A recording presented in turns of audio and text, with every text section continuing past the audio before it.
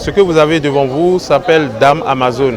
Déjà, je vais vous expliquer. C'est constitué de bois sculpté, de raffia, d'une marmite qui lui donne sa forme de robe.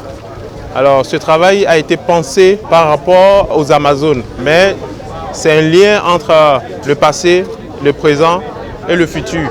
Déjà, par rapport au titre que je lui ai donné, Dame Amazone, Dame, c'est plus contemporain. Aujourd'hui, vous savez, les dames, c'est les belles femmes, les charmantes dames, et l'Amazone. Donc, l'Amazone, c'est le passé.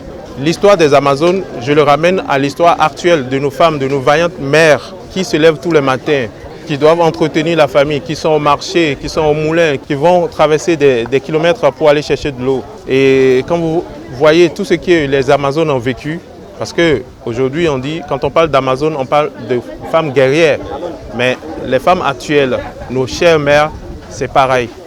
Il n'y a plus de guerre, mais il y a un combat qui reste un combat où l'enfant, la famille et toute la communauté doit survivre.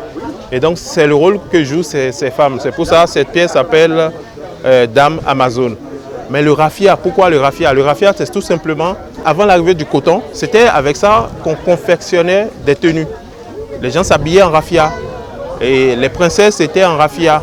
Dans la cour, il y avait, et plus tard, les divinités, que ce soit les Angouétans ou autres, ont récupéré ces fibres végétales pour pouvoir sortir dans la journée.